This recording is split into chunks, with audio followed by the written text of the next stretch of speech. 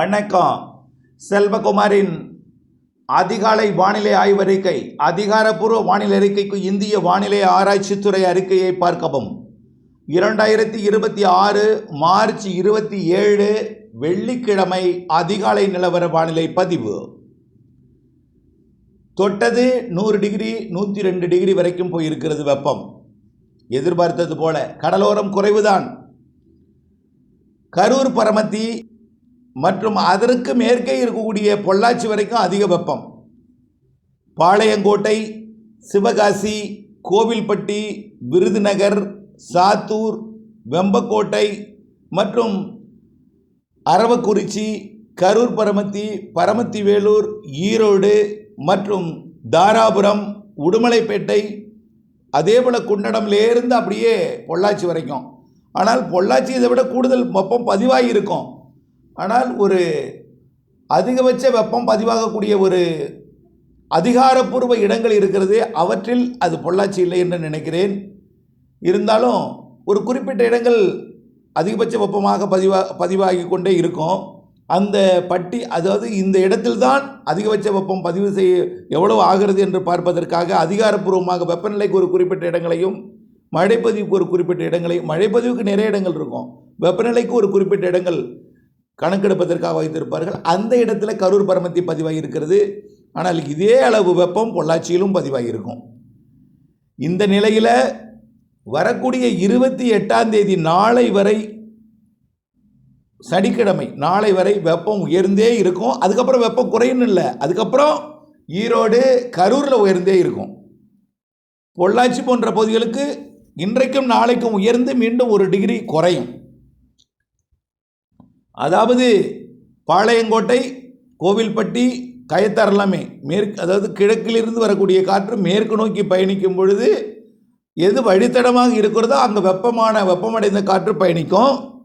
29ஆம் தேதி ஞாயிற்றுக்கிழமையிலிருந்து கொஞ்சம் மேற்கு காற்று வரும். இருந்தாலும் வந்தாலும் அது வளிமண்டல மேலடுக்கில் தான் வரும். கீழடுக்கிலே கொஞ்சம் வெப்பம் உயர்ந்தே காணப்படும் திங்கட்கிழமை வரைக்கும். அதாவது 30ஆம் தேதி வரைக்கும். 31ஆம் தேதியும் கொஞ்சம் வெப்பம் உயர்ந்து தான் இருக்கும். ஆனால் இன்றைக்கும் நாளைக்கும் இருக்கும் வெப்பத்தை காட்டிலும் கொஞ்சம் குறைவாக இருக்கும். கொஞ்சம் சில புள்ளி, அதாவது 102 104 டிகிரி வரைக்கும் போகலாம். கண்டிப்பாக சிவகாசி, கோவில்பட்டி, பாளையங்கோட்டை இதெல்லாம் 102 வரைக்கும் போகும். இதில் விருதுநகர் மாவட்டத்தில் ஏதேனும் ஒரு இடத்துல 104 கூட போகலாம். மதுரை 102 போகும். கரூர், பரமத்தி வேலூர் மற்றும் ஈரோடு, அதனை ஒட்டியுள்ள தாராபுரம், அதற்கு மேற்கே உடுமலைப்பேட்டை, பொள்ளாச்சி இடைப்பட்ட பகுதி, இந்த பகுதி எல்லாமே 102 போகும். கண்டிப்பாக 104 போகாது, 102 போகும். 104 சிவகாசி, அதன் சுற்று வட்டார பகுதியெல்லாம் எதிர்பார்க்கப்படுகிறது. பொதுவாக இந்த வெப்பமான பகுதி வச்சு தான் இந்த பட்டாசு தொழிலெலாம் இருக்கும். அங்கே வெப்பம் அதிகமாகத்தான் இருக்கும். இந்த ஒரு பிரச்சனையான இந்த நேரத்தில், ஏன்னா சூரியன் குத்துக்கதிர் குமரி முனையை நோக்கி வந்து கொண்டிருக்கிறது. ஏப்ரல் 10ஆம் தேதி குமரி முனையை தொடும். ரைட், இதெல்லாம் வெப்பம். வேலூரை பொறுத்த வரைக்கும் இந்த வாரம் ஃபுல்லாகவே குறைஞ்சி தான் இருக்கும். பிற இடங்களை ஒப்பிடும் பொழுது முதல் வாரத்தில் வேலூர் கூடும். அதாவது 5ஆம் தேதிக்கு மேலே கொஞ்சம் கூடினாலும் மழை வரப்போகிறது. எப்பப்பெல்லாம் மழை எங்கே தொடக்கம் என்பதை பார்ப்போம். வெப்பத்தை பொறுத்த வரைக்கும் ஒரு 2-3 நாள் நாம் ஏற்றுக்கொண்டு அதை பொறுத்து கொண்டு தான் ஆக வேண்டும். அதிகபட்சமாக நேற்றைக்கு 39 டிகிரி செல்சியஸ் பதிவாயிருக்கு. அதாவது 102 டிகிரி. 38 என்பது 100, 39 என்பது 102. இன்னும் 2 டிகிரி கூடி 40 போனால் கூட ஆச்சரியப்படுவதற்கில்லை. அது என்றால் 104. சரி, 104 இப்போவே இப்படி இருக்கே, அப்போ அக்னி நட்சத்திர காலத்தில் இன்னும் கூடுமா? அப்படி கணக்கு போடாதீங்க. எப்பெல்லாம் கடல் காற்று நுழையும் பொழுது உயரழுத்தம் இருந்து கொண்டு கிழக்கிலிருந்து வரக்கூடிய காற்றில் இருக்கக்கூடிய ஈரப்பதம் வெப்பத்தால் லேசாக்கி மேலே எழுந்துட்டுனா, வறண்ட காற்று, ஈரப்பதம் இல்லாத ஈரப்பதம் காற்றில் குறையும் பொழுது இந்த வெப்பம் அதிகரித்து காணப்படும். மீண்டும் மழை வரப்போகிறது. சூரியனின் குத்துக்கதிர் வரக்கூடிய நாட்களிலே மழை வரப்போகிறது. ஆகையினால் வெப்பம் தெரியாது. ஆகவே சூரியனின் குத்துக்கதிரும் வரும், அந்த நாளில் மழையும் வரும். அதே நேரத்தில் சில நேரங்கள் சூரியன் குத்துக்கதிர் வரும்பொழுது உயரழுத்தம் அமைந்தால் கொஞ்சம் வெயில் கூடுதலாக இருக்கும். ஆனால் நாம் உயரழுத்தத்தை வைத்துத்தான் வெப்பம் கணிக்க முடிகிறது தவிர மழையும் வர இருக்கிறது. சூரியனின் குத்துக்கதிர் வரக்கூடிய ஆகஸ்டில் கூட சூரியன் குத்துக்கதிர் வரும். ஆனால் அப்போது வெயில் தெரியாது. காரணம் என்னென்ன, தென்மேற்கு பருவமழை காலம், காற்று வரும், குளிர்ந்த காற்று இருக்கும். இதெல்லாம் அதனால் சூரியன் குத்துக்கதிர் விழக்கூடிய நாட்களிலே உயரழுத்தம் அமைந்திருந்தால் வெப்பத்தால் காற்று லேசாக்கி மேலெழுந்து அது வறண்ட காற்றை கொடுக்கும். நிசப்தம், அதாவது எங்கேயாவது தொலைவிலே ஒரு புயலோ அல்லது தாழ்வு பகுதியோ இருந்தால் ஈரக்காற்றை ஈர்க்கும் பொழுது அது வழித்தடத்தில் வெப்பமடைந்து மேலெடுந்து வளிமண்டல மேலடுக்குக்கு ஈரம் போய்விடும், கீழே வெப்பமாக இருக்கும். இப்படியெல்லாம் இயற்கை அமைப்பு செட்டானாதான் அப்படிப்பட்ட வெப்பத்தை உயர்த்தும். ஆகையினால் இப்படி இப்படி இருக்குது, அக்னியில் ரொம்ப அதிகமாக இருக்குமா அப்படிங்கிறதுக்கெல்லாம் நீங்கள் போட்டு கவலைப்பட வேண்டாம். அது அந்த நாட்களிலே பார்க்கலாம். நாம் ஏற்கனவே சொல்லியிருக்கிறோம், 104க்கு மேலே போகாது. ஒரு இடங்களில் ஒரே ஒரு நாள் 105 போனாலும் கவலைப்பட வேண்டாம். ஆனால் இப்பொழுதைக்கு 102 போயிட்டுருக்கு, 104 போகும். எல்லா இடத்துலையும் கிடையாது. மேற்கு மாவட்டங்களில் கரூர் பரவத்தி எட்டியிருக்கு, பொள்ளாச்சிக்கும் கரூருக்கும் இடைப்பட்ட பகுதியில் எட்டியிருக்கும். பிற இடங்கள்லையும் ஆங்காங்கே தென் மாவட்டங்கள் எட்டினாலும் இன்னும் 2-3 நாளைக்கு வரக்கூடிய திங்கட்கிழமை வரையாவது இந்த வெப்பத்தை ஏற்றுக்கொள்ள வேண்டும். அதற்கு பிறகு 2ஆம் தேதியிலிருந்து நன்றாகவே வெப்பம் குறைந்துவிடும். அதையும் பார்ப்போம். 29ஆம் தேதியிலிருந்து இடிமழை தொடங்க போகிறது. அதை எங்கன்னு பார்ப்போம். உங்கள் ஊருக்கு கிடையாது, எந்த ஊருன்னு நான் சொல்ல போகிறேன், கேட்டுங்க. உடனே தலைப்பை பார்த்து உங்கள் ஊர் நினச்சிக்கிட்டு எங்கே மழை பெய்யலன்னு கேட்கக்கூடாது. தயவுசெய்து புரிஞ்சுங்க எங்கே சொல்ல போகிறேன்னு.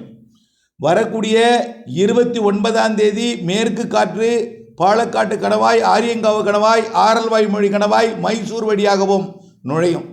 இதனால் மேற்கு தொடர்ச்சி மலையோட மேற்கு சரிவில் 29ஆம் தேதி இடிமழை கேரளாவுக்குள்ளே இருக்கும்.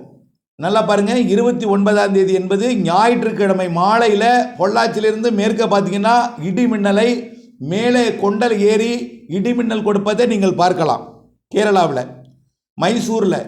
அதே போல் மூணாருக்கு அந்த பக்கம் பார்க்கலாம், மேற்கே மூணாறில் பார்க்கலாம் 29. ஓகேங்களா? சரி, 30ஆம் தேதி மேற்கு தொடர்ச்சி மலைக்கு மேலேயே வந்துடும். இடிமண்ணல் மழை பரவலாக அல்ல, ஆங்காங்கே நீலகிரி, வால்பாறை. 30ஆம் தேதி எங்கெங்க? நீலகிரி, வால்பாறை மற்றும் தேனி மாவட்டத்தோட ஏலக்காய் சாகுபடி பகுதி, கன்னியாகுமரி மாவட்டத்தோட மேற்கு பகுதி, குற்றாலம், செங்கோட்டை போன்ற மலை பகுதிகள். இங்கே வரக்கூடிய 30ஆம் தேதி இடிமழை வாய்ப்பு இருக்குது. பரவலாக இல்லை, ஒரு சில இடங்களில். அறவே இல்லாமல் இருப்பது. இந்த இடிமழை வரும்பொழுது என்ன ஆகுதுன்னா, இந்த பொள்ளாச்சியில் 102க்கு போகிறது, 104 வரைக்கும், 103க்கு போகிறது திடீரென்று 29ஆம் தேதிக்கு பிறகு 30ஆம் தேதியிலிருந்து குறையும் என்கின்ற ஆறுதல் செய்திக்காக இந்த இடிமழையை அறிவிக்கிறேன். சரி, அப்புறம் 30, 31 வேறு எங்கே சில இடத்துல வாய்ப்பு இருக்குன்னா, நீலகிரி மழை மேட்டுப்பாளையத்திற்கும் 30, 31 வரலாம். ஈரோடு மாவட்டத்தோட கர்நாடக எல்லையோர பகுதி, அதுலேயும் குறிப்பாக மேற்கு பகுதி, அதாவது தாளவாடி, பன்னாரி, சத்தியமங்கலம், பவானிசாகர் நீர்பிடிப்பு பகுதி, சிறுமுகை, இந்த புஞ்சை புளியம்பட்டி, நம்பியூர், அவினாசிக்கு மேற்கே உள்ள பகுதி, கோயமுத்தூர் வடக்கு, ஈரோடு மேற்கு, நீலகிரி மாவட்டத்தோட கிழக்கு சரிவு, தெற்கு சரிவு, வடக்கு சரிவு, மேற்கு சரிவு, நீலகிரி மலை மேலே இங்கே இருக்கலாம். 30, 31ஆம் தேதி, புரியுதுங்களா? வரக்கூடிய திங்கள், செவ்வாய், ரைட். அதுக்கப்புறம் 1ஆம் தேதி மேற்கு மாவட்டங்களிலேயே ஆங்காங்கே கொடுக்கலாம், புதன். 2ஆம் தேதி கண்டிப்பாக மேற்கு மாவட்டங்களில் சில இடங்களில் கொடுக்கும்.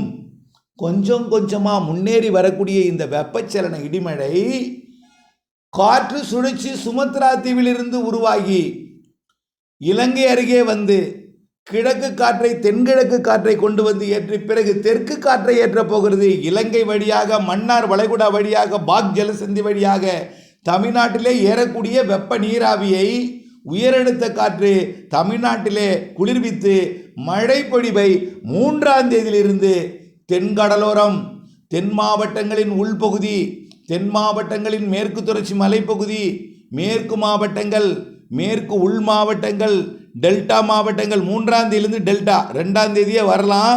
3ஆம் தேதியிலிருந்து டெல்டாவிற்கு மழை. ஆங்காங்கே மாலை இரவு, நள்ளிரவு, அதிகாலை மழை. அதிகாலையில் இருக்கலாம் கோடியக்கரை வேதாரண்யத்தில் 3ஆம் தேதி. 3ஆம் தேதியிலிருந்து 12ஆம் தேதி வரைக்கும் ஒரு 10 நாட்களுக்கு மழை வானிலை ஏற்பட போகிறது. 24 மணி நேரமும் பெய்யக்கூடிய மழை அல்ல, அவ்வப்பொழுது திடீர் மழை, கோடை மழை. அதிகாலை நேரங்களில் கடலோரமும் காலை முற்பகல் நேரங்களில் கடலோரமும், மாலை இரவிலே மேற்கிலிருந்து உள் மாவட்டங்கள் வழி கடலோரமும் வரும். ஆக அதிகாலை காலை நேரத்து மழை கிழக்கிலிருந்தும், மாலை இரவு நேரத்தில் நள்ளிரவு அதிகாலை நேரத்தில் உள்ளிருந்தும் மேற்கிலிருந்தும் வரும். எது எப்படியோ அதிகாலை நேரத்தில் கடலோரமும், நள்ளிரவு நேரத்தில் உள்ளேயும், மாலை நேரத்தில் மேற்கையும் தெற்கையும் ஆங்காங்கே மழைப்பொழிவை 3ஆம் தேதியிலிருந்து கொடுக்க போகிறது. 5ஆம் தேதியிலிருந்து வடகடலோரம் சென்னை திருவள்ளூர் உட்பட சென்னை, திருவள்ளூர், செங்கல்பட்டு மற்றும் காஞ்சிபுரம், விழுப்புரம், கள்ளக்குறிச்சி, திருவண்ணாமலை, திருப்பத்தூர், வேலூர், ராணிப்பேட்டை எல்லா மாவட்டங்களுக்கும் 5ஆம் தேதியிலிருந்து உறுதி. 3ஆம் தேதியே திருப்பத்தூருக்கும் திருவண்ணாமலைக்கும் வாய்ப்பு இருக்குது. 4ஆம் தேதி கூடுதல் வாய்ப்பு. 5ஆம் தேதியிலிருந்து வடகடலோரத்திற்கும் வாய்ப்பு. 5ஆம் தேதிக்கு பிறகு 6, 7, 8, 9, 10, 11, 12 எல்லாமே ஆந்திர எல்லையோர, கர்நாடக எல்லையோர, ஆந்திரா, தெலுங்கானா, கர்நாடகாவிற்கும் ஒடிசா வரைக்கும் கொடுக்கும். ஆக புரிந்திருக்கும் நினைக்கிறேன். வெப்பம் அதிகமாவது இன்னும் 2-3 நாளைக்கு 102, 104 டிகிரி. ஒரு சில இடங்களில் நாம் மேற்கு மாவட்டங்களில் கடலோரம் கிடையாது. கடலோரம் அதிகாலையில் எப்படி இருக்குது? பனி பொழியுது, குளிருது, உயரழுத்தம், கிழக்கிலிருந்து வரக்கூடிய உயரழுத்த காற்று தரையில் பயணித்து கொண்டிருக்கு. வெப்பமடைய இந்த உயரழுத்தத்தில் இருக்கக்கூடிய குளிரில் இருக்கக்கூடிய நீராவி வெப்பமடைந்து மேலடுக்குக்கு போய் மேற்கு மாவட்டங்களில் போய் குவிக்கும். கீழடுக்கில் அதே காற்று ஈரம் இல்லாமல் மேற்கு நோக்கி பயணிக்கும். மேற்கே போய் வெப்பத்தை கொடுக்கும். மேலடுக்கில் ஏறிய அந்த நீராவி மேலடுக்கில் போய் கேரளாவிலையும் மேற்கு தொடர்ச்சி மலையிலையும் போய் அப்படியே உறைஞ்சிட்டே இருக்கும். அப்படியே ஐஸ் ஃபார்ம் ஆகிட்டே இருக்கும். முதல் மழை 29, 30, 31 ஐஸ் கட்டி மழைப்பொழிவை கொடுப்பதற்கு வாய்ப்பு இருக்குது. அதற்கு பிறகு ஆங்காங்கே மழைப்பொழிவை மேற்கிலிருந்து கொடுக்க தொடங்கி 3ஆம் தேதியிலிருந்து கடலோரமும் தென் மாவட்டங்களுக்கும் கொடுக்க தொடங்கி 5ஆம் தேதியிலிருந்து வடகடலோரமும் கொடுக்க தொடங்கி கர்நாடக, ஆந்திர எல்லையோரம் 5ஆம் தேதிக்கு பிறகு அனைத்து மாவட்டங்களுக்கும் மழைப்பொழிவை கொடுக்க போகிறது. ஒதுக்கி ஆங்காங்கே கோடை மழை, இடி மின்னலுடன் மழை, காற்று சுழற்சி அதை கொண்டு வந்து கொடுக்க போகிறது. நீராவியை மன்னார் வளைகுடாவிலும் ஒரு காற்று சுழற்சி நிலைபெறப் போகிறது. 6ஆம் தேதியிலிருந்து 12ஆம் தேதி வரை மன்னார் வளைகுடா மற்றும் குமரி கடல், இலங்கை சுற்றுவட்டார கடற்பகுதியில் ஒரு காற்று சுழற்சி அமையப் போகிறது. இது அரபிக்கடல் காற்றை தமிழ்நாட்டின் ஊடாக ஏற்றி குளிர்வித்து உயரழுத்த காற்று, நீராவி காற்று மற்றும் குளிர்விக்கும் காற்று அனைத்தும் ஒன்றிணைந்து மழைப்பொழிவை ஏப்ரல் முதல் வாரத்தின் பிற்பகுதி 2வது வாரத்தில் நல்ல மழைப்பொழிவை கொடுக்கும் என்பதில் மாற்றமில்லை. இணைந்தே இருங்கள். ஒதுக்கி என்பதை புரிந்தே இருங்கள். அப்டேட்ஸ் மாறுதல் துல்லியம் அறிந்து திட்டமிட்ட பணி செய்து லாபம் அடைந்திட அன்போடு கேட்டுக்கொள்கிறேன். நன்றி.